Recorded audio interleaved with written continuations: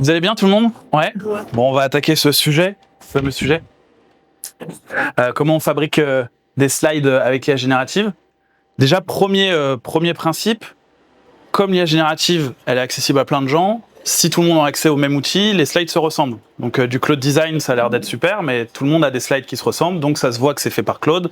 Donc on perd l'intérêt même de faire des slides, sauf si c'est pour de l'interne. Donc là, ce que je vais vous proposer, c'est de vous arranger pour que vos slides, elles soient réellement uniques et que d'un point de vue graphique, ça soit vraiment quelque chose d'intéressant. Et que même si vous êtes tous dans la salle à avoir la même info, en fait, ça ressemblera pas à la même chose. Ok? Ce qui va se passer, c'est que, et je l'ai remarqué, j'ai croisé pas mal de tech notamment, il y aura aussi des petites règles de base pour faire des slides bien. Et voilà, ça pourra vous aider.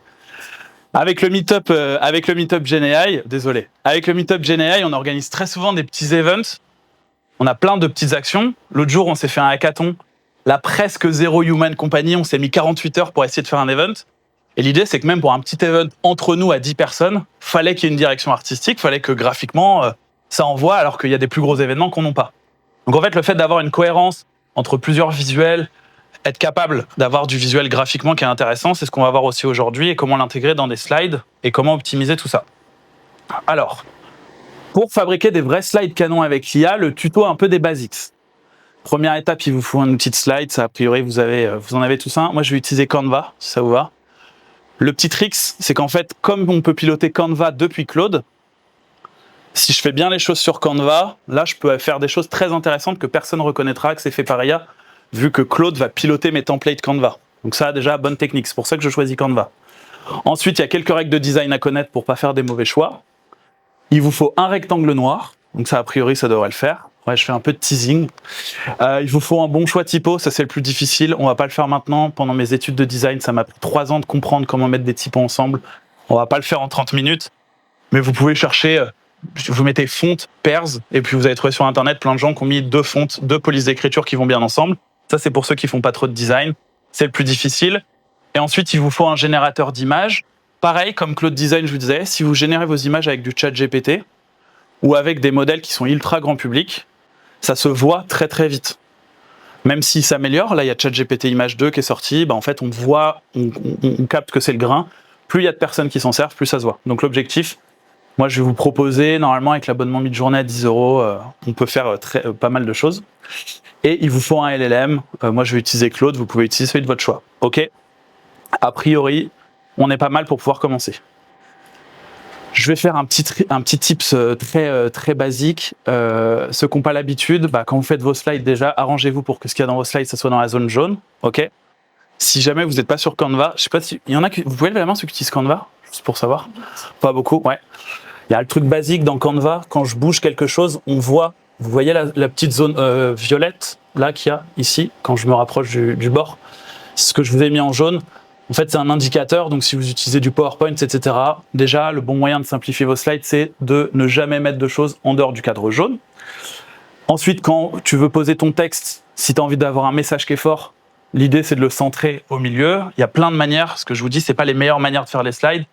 Et en gros, nous, dans le meet-up, quand je veux prendre la parole et que je veux faire une presse simple, c'est le carré jaune, je mets le texte au milieu. OK?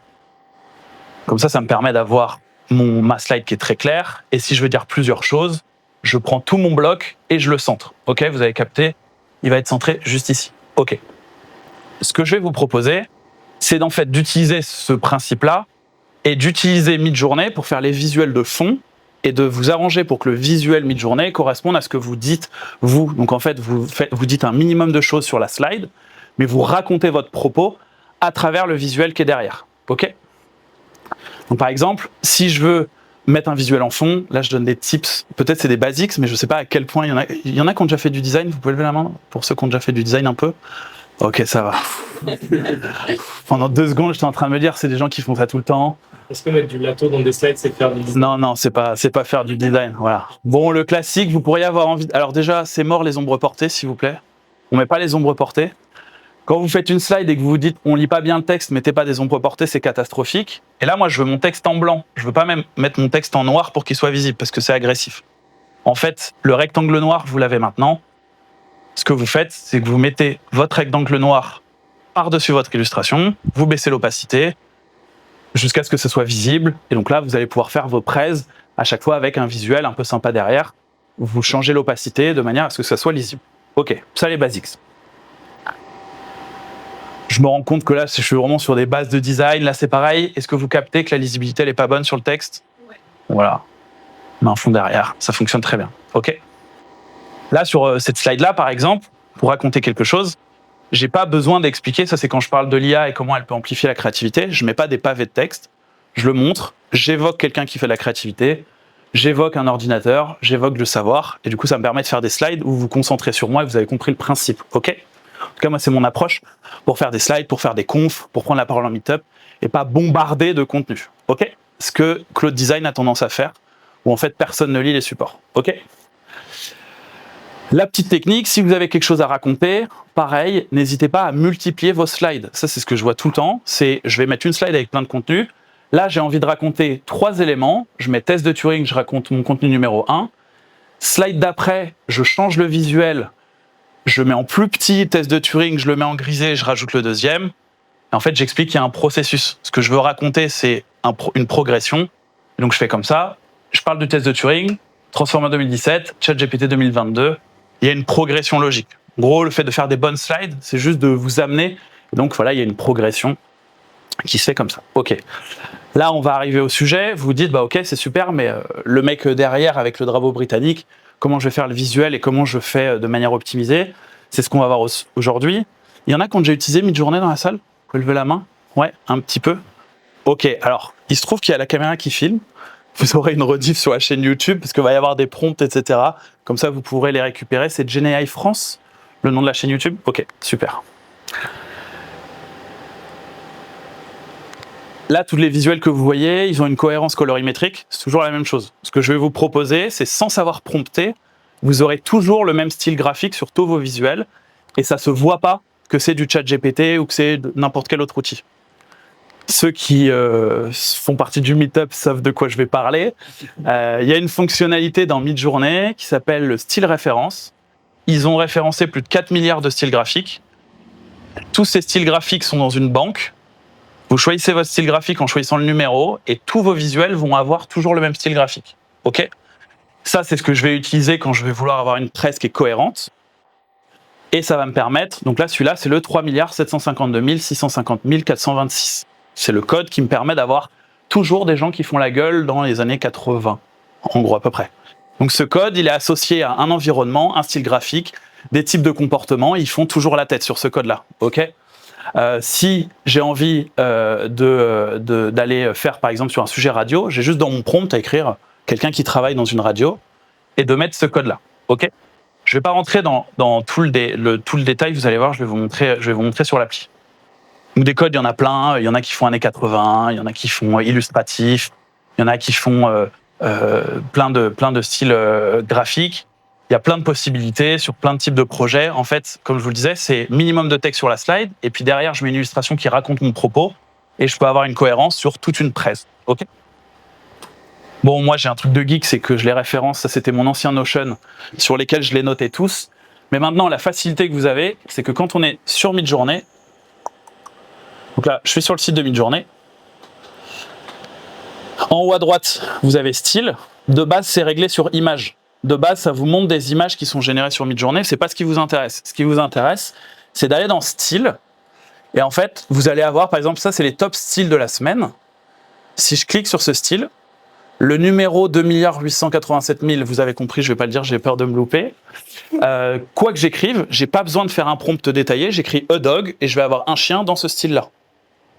Donc ça va me permettre ensuite, comme je vous le disais, on va essayer d'avoir un graphisme en fond qui raconte ce qu'on veut dire. Donc si je dois parler de coût de quelque chose, je le dis à l'oral, je mets un chiffre clé et je mets une pièce en or. Comme ça, je suis en train de raconter et c'est beaucoup plus interactif. Ok ? Donc là, par exemple, si je clique dessus et que j'écris a dog,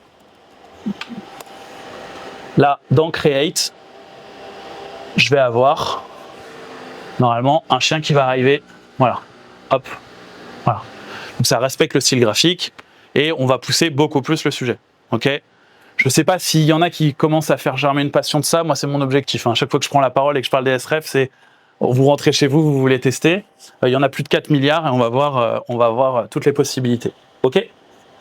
Donc là, hop, je vais vous montrer un bout de prompt. À quoi ça ressemble un bout de prompt? Là, je vais juste écrire computer. Je veux juste faire un ordinateur pour ma slide. Je vais mettre le code de mon choix. Et puis après, ça, c'est des trucs... bon, je vous le mets comme ça, vous l'aurez. HD, 16/9, vous l'avez compris. Je vais avoir un ordinateur dans ce style graphique. Alors, c'est pas un ordinateur très réglementaire, très crédible. Je crois pas qu'il fonctionne bien. Mais ça permet justement, dans la tech, de parler des ordis sans mettre une image d'un ordinateur. En fait, on peut raconter autre chose. OK? Je me rends compte que c'est technique, en fait. Je rentre dans des sujets un petit peu. Alors, faudra regarder la vidéo YouTube et prendre les slides, je pense. Donc là, je vous raconte. J'écris computer, je mets le style, je dis que je veux mon image en HD. Et là, le SW, ça veut dire à quel point mon style référence, il est respecté. Donc, à 0, ça va pas respecter le style. À 100, ça va le respecter comme on l'a vu dans la catégorie, dans la galerie. Et à 1000, ça va essayer d'intensifier les choses. Et regardez ce qui va se passer. Là, en fait, je me rends compte que ce code, il a quelque chose d'ultra liquide. OK? Et donc, si je mets pas le SW, c'est beaucoup plus droit. Et quand je mets le SW, c'est beaucoup plus liquide. Pour les créas, ça veut dire que juste en écrivant computer, le fait de changer l'intensité, ça change complètement les styles graphiques. Et c'est ce qui fait que c'est quasiment impossible de se retrouver face à un style graphique mid-journée qu'on a déjà vu quelque part. Parce qu'en fait, vous bidouillez ça et personne ne pourra se dire « Ah, ça, je vois ce que c'est. » OK? On continue. Ah ouais, c'est technique en fait. Je viens de me rendre compte, Maxime. OK. Là, je mets des trucs... Après, à chaque fois, je viens à des meet-up où les devs, ils font des trucs techniques et où je comprends rien. Mais après, il y en a qui, dans la salle qui sont censés comprendre. OK.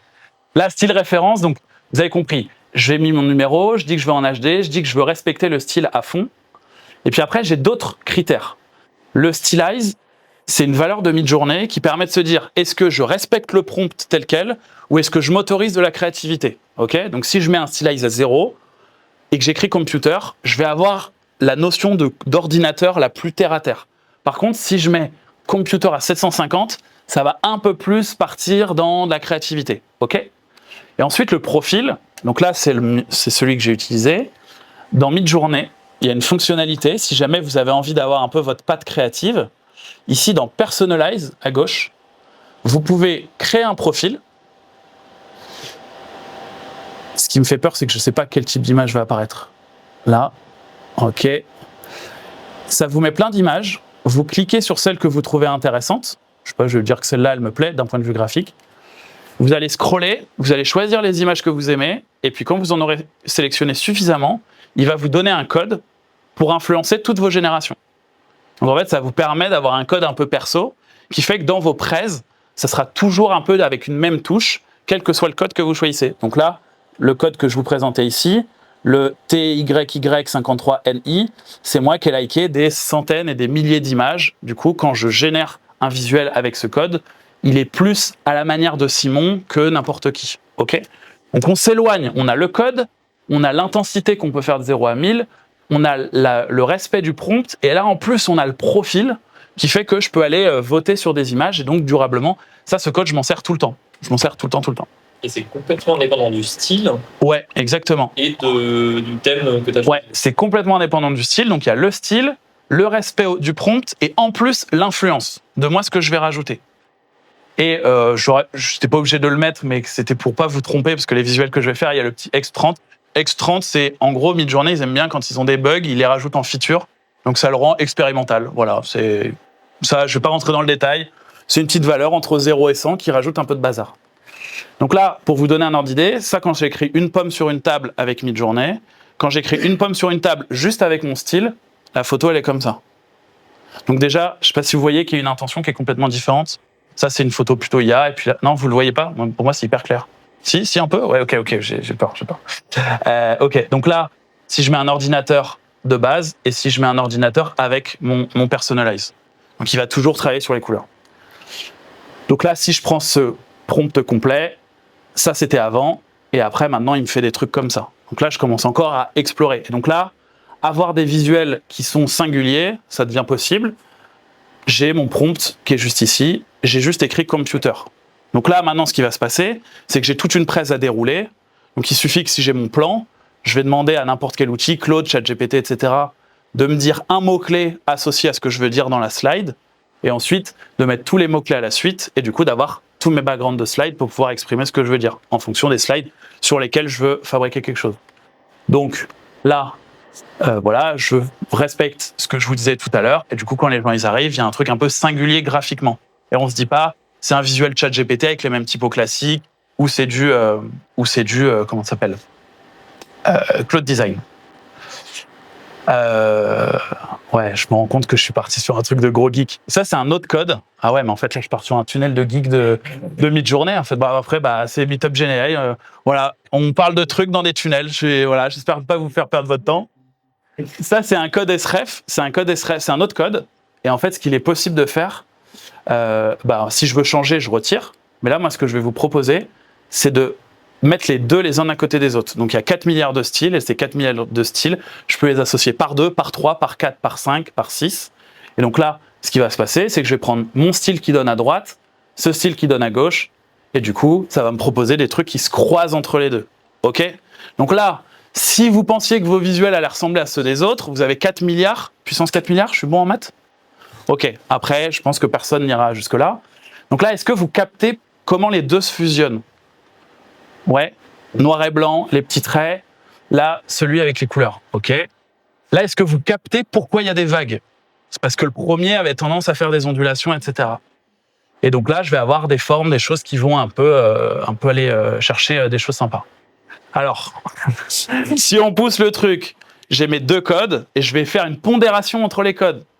Donc, si je mets 1 et 2, ça va faire que le premier code, je le respecte à 1 tiers, l'autre à 2 tiers. Il n'y a pas de limite là-dessus, donc on peut faire une sélection, etc. Enfin bref, vous avez compris le principe.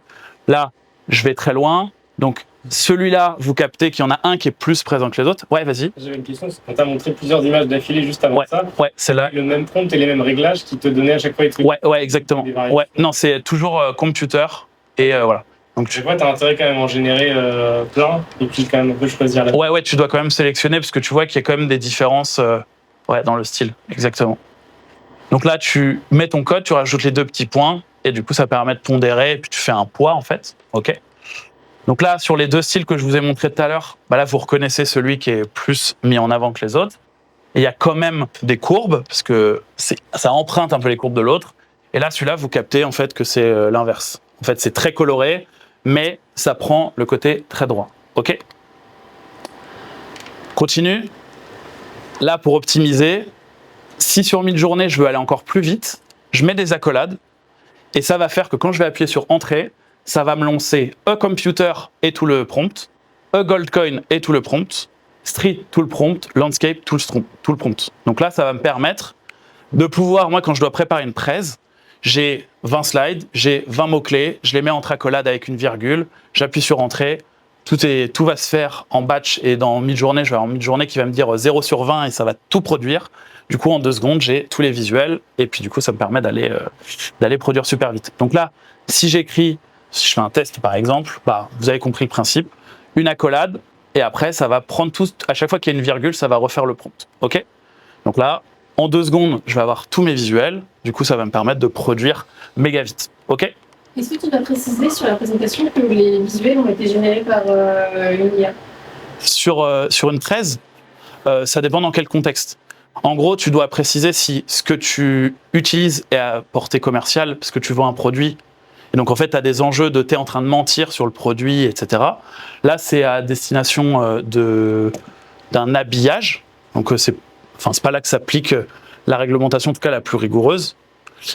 Si tu fais une presse où tu es en train de présenter des produits, moi, par exemple, j'accompagne des marques sur lesquelles on travaille sur ces sujets, et t'es pas fidèle sur les codes de la consommation, sur la taille des bouteilles, les ratios entre les autres.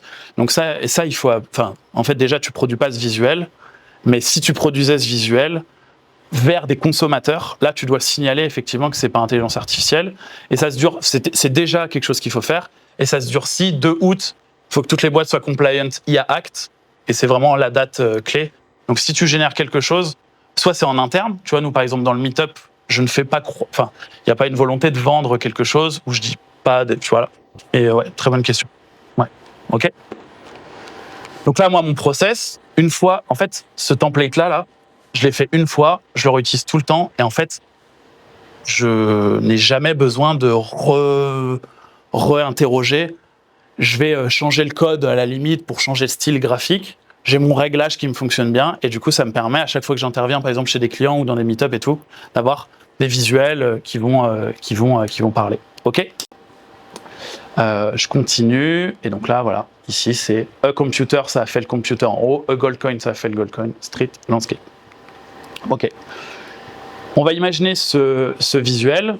L'une des particularités, hop, je vais aller sur Midjourney, je vais retrouver, hop, la pièce, elle doit être ici. Ouais, c'est ça. Pour avoir une maîtrise de ma slide, là, vous voyez, j'ai la pièce qui est en plein milieu, du coup, ça va me gêner. Quand on est sur Midjourney, on va pouvoir, et c'est quelque chose qui va être faisable aussi sur chat si vous voulez, on va cliquer sur Edit. Et en fait, quand on édite, on va aller chercher la zone où c'est sombre, on va aller tirer, hop, on va juste envoyer le prompt, et en fait, dans cette zone que vous voyez à gauche, ça va remplir très logiquement avec du noir, en fait. Ok ? L'objectif de faire ça, c'est que là, dans ma presse, j'ai ma slide qui est comme ça. Et en fait, bon, là, c'est du noir. J'aurais pu mettre un JPEG noir, mais c'est pas très propre. Mais par exemple, si j'ai un paysage, ça va continuer le paysage. Du coup, ça va me permettre de décaler l'élément. Ensuite, si on reprend ce que je vous ai montré tout à l'heure, bonjour tout le monde, je suis le texte. Je vais remettre ma zone par-dessus. Et là, du coup, ça y est, j'ai fait une slide où, quand je veux prendre la parole, c'est maîtrisé, c'est créa, alors qu'en soi, bah là, mon prompt, c'est a gold. Alors, ok, je suis en train de dire c'est juste a gold coin, mais en fait, j'ai mon template. Donc là, voilà, j'ai construit en respectant la règle. Je mets. Bon, là, j'ai mis un petit truc en dehors, c'est vrai que j'ai triché. Je vérifie que mon élément graphique le plus important pour faire on va dire une slide un peu mémorable reste dans le cadre. Et donc là, j'ai fait ma slide graphique sans avoir besoin d'être designer. Je m'arrange juste pour que l'élément il soit dans le cadre jaune. J'édite, je décale, et comme ça, je peux faire mon visuel. Ok ? Voilà. Alors, effectivement, je me rends compte que peut-être certains se disent, bah en fait, ah ouais, donc ça demande du boulot de faire des slides avec un visuel et que c'est pas en cliquant de fais-moi une slide et c'est automatique. Ok ? En fait, pour le moment, les services qui le font, peut-être qu'il y en a, ouais, je sais qu'il y en a qui utilisent Gamma peut-être pour faire des slides, ouais, un petit peu, ou sur du Google, enfin sur du Cloud Design, c'est pas évident. Moi, ce qui se passe, c'est que j'ai branché depuis Claude, enfin j'ai branché, je dis ça, c'est mon associé qui l'a fait, donc je suis vraiment pas sympa de le dire. Donc c'est lui qui l'a fait, comme ça Yannis, si tu me regardes, tu sais. Il s'est arrangé pour brancher avec le MCP de Canva. Donc nous, on a fait nos templates, et en fonction de ce qu'on veut raconter, on a juste les designs à mettre derrière.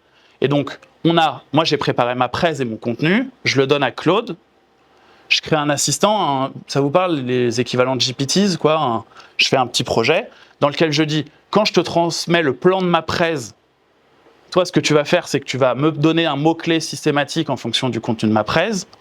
Derrière, moi je vais extraire le méga prompt avec les accolades pour générer les visuels. Ensuite, je pilote mon Canva depuis Claude pour lui dire, fais-moi la construction de ma presse. Et après, pour le moment, parce que je ne suis pas assez dev, je glisse et dépose les visuels aux bons endroits. Et puis du coup, j'ai une presse où c'est structuré sur du Canva, donc ça ne se voit pas trop que c'est fait par IA. Et l'ensemble des visuels, ça m'a pris, je ne sais pas si j'ai 40aine de visuels à faire, ça va me prendre une 15aine de minutes en fait. Voilà. Mais du coup, ma presse, quand je vais aller voir une boîte, ils ne se disent pas, ouais, en fait, il a fait avec du Claude Code à l'arrache. Vous êtes déjà ouais, il y en a qui pas mal qui font. Ouais, je suis désolé, je tape sur ceux qui font des presses avec Claude Design. Il y en a qui font souvent leurs presses avec Claude Design ou pas? Non, pas beaucoup. Non, pas encore. Qu'est-ce qu'il y a? Tu les fais avec quoi? On va pas dire oui. Ah oui, c'est vrai. Ok, zut, excuse-moi, je suis en train de taper dessus. En fait, voilà. Donc voilà. Là, l'outil aujourd'hui pour faire les slides. Alors, je te dis ça, Maxime m'a envoyé ce midi un outil qui est en train de travailler sur le slide. C'est le sujet de tout le monde. Nous, ce qu'on a constaté, c'est que si vous voulez avoir de la pertinence graphique sur votre slide, il faut un peu le faire à la mano aujourd'hui. Midjourney a pas, on ne peut pas utiliser Midjourney en API ou quoi que ce soit. Enfin, si on peut, mais en tout cas, eux ne donnent pas accès officiellement. Il y a quelques modèles qui arrivent à concurrencer d'un point de vue graphique, mais sinon, les modèles grand public, ChatGPT Image 2, je ne sais pas si vous êtes au courant, c'est leur nouveau modèle de génération qui est sorti il n'y a pas longtemps. C'est bien mieux, mais en fait, comme beaucoup de créateurs s'en servent, ça va commencer à se voir comme les anciennes versions. Donc là, si on veut pouvoir faire une slide avec de la créa, aujourd'hui, ce qu'il faut, c'est templatiser sur votre outil préféré. Donc moi, j'utilise Canva parce que c'est branché avec Claude. Comme ça, je peux l'utiliser direct. J'automatise tout ça. Et donc, je voulais vous parler de Claude. En rouge, c'est ce qu'il ne faut pas faire. Dire à Claude ou à n'importe quel IA, crée le prompt mid-journée. Ça, c'est pas une bonne idée. Parce qu'en fait, il va aller chercher soit du mid-journée qui date, et donc en fait, il va vous raconter n'importe quoi. Il va vous écrire des doubles tirets, c'est des paramètres mid-journée qui n'existent pas. Donc là, je vous ai fait un truc, alors je l'ai fait à l'oral, donc à lire, c'était peut-être moins accessible. Je lui dis, j'ai besoin de prompter pour mid-journée, mais tu connais pas toutes les dernières fonctionnalités de la dernière version. Donc, tu vas faire une description en anglais, séparée par des virgules sur les grands concepts. Ouais, je l'ai dit à l'oral, je me rends compte qu'en le lisant comme ça, c'est pas aussi lisible. Pas de paramètres à la fin, juste une logique dans la description de ce que je vais te partager. Moi, je te donne ce que je veux voir dans ma slide et toi, tu l'affines sur une 30aine de mots maximum. Et donc là, en fait, si je veux faire a computer, bah, je peux faire a computer. Là, il va me faire une série de mots-clés par virgule. Et là, du coup, j'ai mon ensemble. Et là, du coup, ça va pouvoir pousser. Là, je suis peut-être trop sur mid-journée. Je suis allé peut-être un peu trop loin. Non, ça le fait. En gros, l'idée, c'est ne lui demandez pas d'être bon à mid-journée. Demandez-lui d'être bon dans la description des choses en séparant par des virgules et en expliquant les choses. Voilà, en 30 mots maximum. Et donc là, vous allez pouvoir avoir vos prompts. Et c'est un peu la même manière que si vous voulez de l'aide. Par exemple, plutôt que de demander à ChatGPT de générer une image, vous pourriez aussi vous dire « Ouais, aide-moi à faire mes prompts pour mes images ». Le plus simple, c'est de lui demander d'écrire en fait l'image. Voilà. Et là, une petite phrase comme ça vous donnera des super résultats. Là, parmi vous, est-ce que vous saviez en tête que utiliser mid-journée, ça demandait de passer par ces étapes-là? Non, pas forcément. Ah zut, du coup, peut-être un peu surprise. Bah, en fait, si on veut être dans la maîtrise de mid-journée, c'est un outil qui est particulièrement technique et c'est aujourd'hui l'outil qui se différencie des autres. Toutes leurs mises à jour qui vont venir, ils l'ont annoncé, ça va être de plus en plus compliqué. Là où les concurrents ont tendance à dire ça va être de plus en plus facile, mais du coup, on a de moins en moins de maîtrise. Donc, comme on a de moins en moins de maîtrise, tout le monde va avoir des visuels à la ChatGPT. Et donc, mid-journée, ça devient un peu un rempart sur cette capacité à faire du visuel généré qui a un peu d'identité. Et puis, si on regarde, vous trouverez forcément un style à un moment ou un autre qui vous plaira. Alors, tout à l'heure, quelqu'un au fond m'a posé la question sur est-ce qu'il faut citer l'IA ou pas. On pourrait en parler pendant des heures aussi, parce qu'il y a plein d'aspects négatifs sur notamment la manière dont Midjourney a récolté l'info et ils n'ont pas forcément demandé à tous les artistes, etc. Mais par exemple, là, dans la barre de recherche en haut, si j'écris Henri Matisse, par exemple, en fait, ça fait apparaître tous les styles dans les 4 milliards où ils considèrent que ça ressemble à ce peintre. Donc, il y a même un onglet de recherche, si vous le souhaitez, où vous pouvez vous dire, tiens, j'ai envie de raconter un truc un peu détente, je vais mettre, je sais pas, dessin dans un style, ça vous met les codes et ça sera beaucoup plus efficace que de prompter le style. Ok ?